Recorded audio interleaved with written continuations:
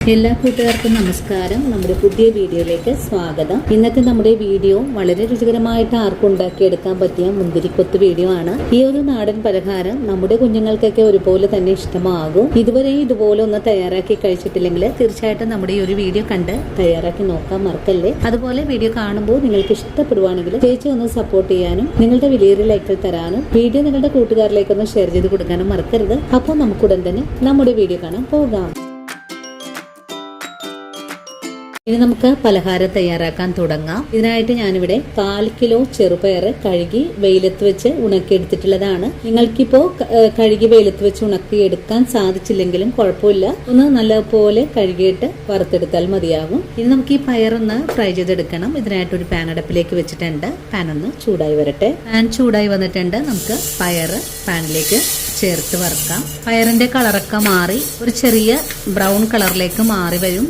അതുവരെയാണ് നമുക്ക് വറുത്തെടുക്കേണ്ടത്.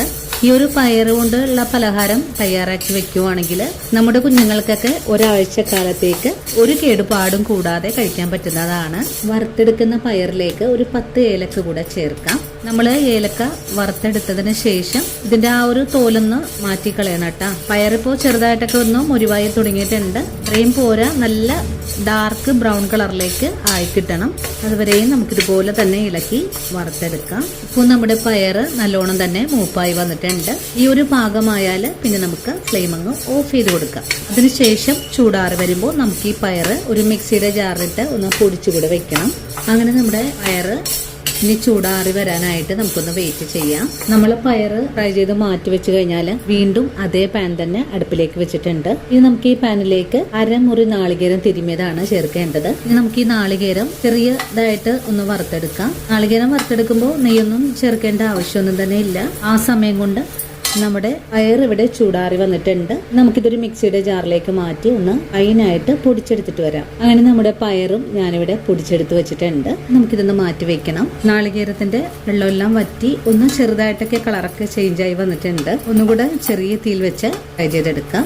ഇപ്പോൾ നമ്മുടെ നാളികേരം ഇതുപോലെ ഒന്ന് ചെറുതായിട്ടൊക്കെ ചുവക്കെ ഫ്രൈ ആയി വന്നിട്ടുണ്ട്. ഈ ഒരു പാകമായാൽ നമുക്ക് ഫ്ലെയിം അങ്ങ് ഓഫ് ചെയ്ത് കൊടുക്കാം. അതിനുശേഷം നമുക്കിതിലേക്ക് ആവശ്യമായ മധുരത്തിനായിട്ടുള്ള ശർക്കര ഒന്ന് ഉരുക്കിയെടുക്കാം. അങ്ങനെ നമ്മുടെ നാളികേരവും ഞാനിതുപോലെ ഒന്ന് ഫ്രൈ ചെയ്ത് മാറ്റിയിട്ടുണ്ട്. ഇനി നമുക്ക് ചെയ്യേണ്ടത് ഒരു പാത്രം എടുത്ത് വെക്കാം. ഈ ഒരു പാത്രത്തിലേക്ക് പൊടിച്ച ചെറുപയർ ഇട്ട് കൊടുക്കാം. ഇനി ഫ്രൈ ചെയ്തെടുത്തിട്ടുള്ള നാളികേരം ഇതിലേക്ക് ചേർക്കാം. വീണ്ടും നമ്മൾ അതേ പാൻ തന്നെ അടുപ്പിലേക്ക് വെച്ച് കൊടുത്തിട്ടുണ്ട്. ഈ ഒരു പാനിലേക്ക് 1/2 ഗ്ലാസ് വെള്ളം ഒഴിച്ചു കൊടുക്കാം. ഇനി ഒരു 300 ഗ്രാം ശർക്കര നമുക്കൊന്ന് ഉരുക്കാനായിട്ട് പാനിലേക്ക് വെച്ച് കൊടുക്കാം. ശർക്കര ഇപ്പോൾ നല്ലതുപോലെ ഒന്ന് തിളച്ചൊക്കെ തുടങ്ങിയിട്ടുണ്ട്. നല്ലവണ്ണം മെൽട്ടായി കിട്ടണം. ഇതിനായിട്ട് നമുക്കിതൊന്ന് തിരിച്ചും മറിച്ചും ഒക്കെ ഇട്ട് കൊടുത്ത് വേണം ശർക്കര ഒന്ന് അലിയിപ്പിച്ചെടുക്കാനായിട്ടും. ശർക്കര ഇപ്പോൾ എല്ലാം ഒന്ന് ഉരുക്കി വന്നിട്ടുണ്ട്. ഇനി നമുക്ക് ഈ ശർക്കര നമ്മുടെ കൈ കൊണ്ട് ഇങ്ങനെ തൊട്ടാൽ ഇങ്ങനെ ഒട്ടി വരുന്ന ഒരു പാകത്തിലേക്കൊന്ന് മാറ്റിയെടുക്കണം. അതിനായിട്ട് ചെറിയ തീയിൽ വെച്ച് നമുക്കൊന്ന് ഈ ഒരു വെള്ളം ഒന്ന് വറ്റിച്ചെടുക്കാം. ഇപ്പോൾ നമ്മുടെ ശർക്കര പാനി ഒന്ന് തിക്കിയായി വന്നിട്ടുണ്ട്.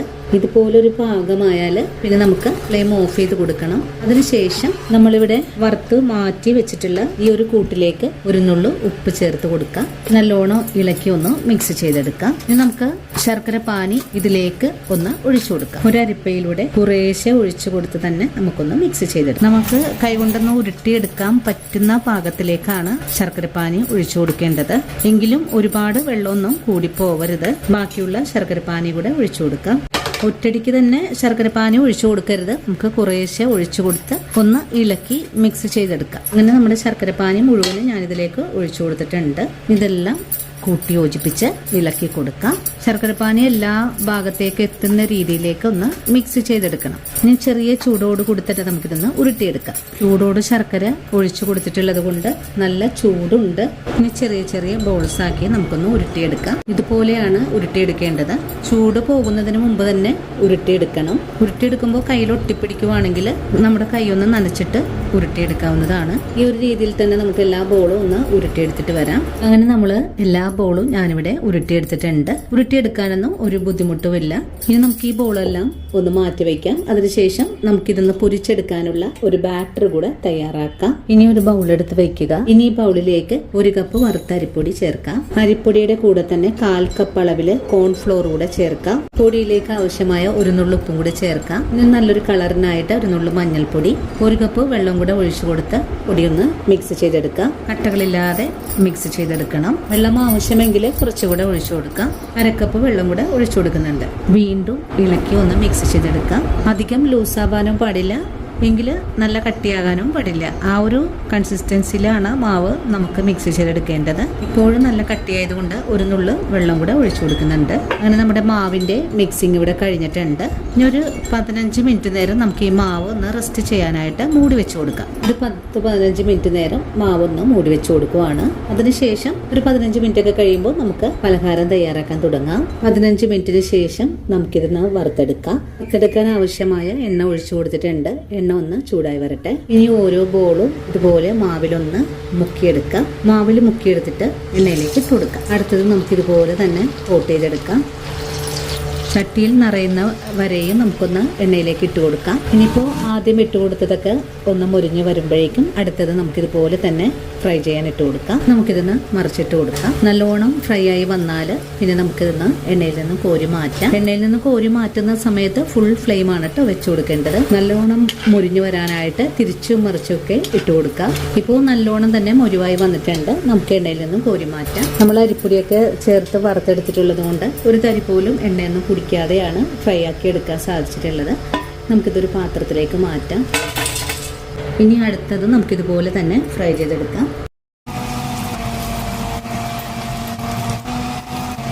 മുരിവായി വന്നു കഴിഞ്ഞാൽ പിന്നെ നമുക്ക് മറിച്ചിട്ട് കൊടുക്കാം. നല്ലോണം തന്നെ ഇളക്കി തന്നെ നമുക്കൊന്ന് മുരിയിച്ചെടുക്കാം. നല്ലോണം മുരിഞ്ഞു വരുമ്പോഴേക്കും ഇതൊന്നൊന്നായിട്ട് വിട്ട് വന്നോളൂ. നല്ലോണം മുരിവായി വരുമ്പോഴേക്കും നമുക്ക് എണ്ണയിൽ നിന്നും കോരി മാറ്റാം. ഇത് നമുക്ക് പാത്രത്തിലേക്ക് മാറ്റാം. ഇതുപോലെ തന്നെ നമുക്കെല്ലാം ഫ്രൈ ചെയ്തെടുക്കാം. അങ്ങനെ നമ്മുടെ എല്ലാ പലഹാരങ്ങളും ഞാനിവിടെ എണ്ണയിൽ വറുത്ത് കോരിയിട്ടുണ്ട്.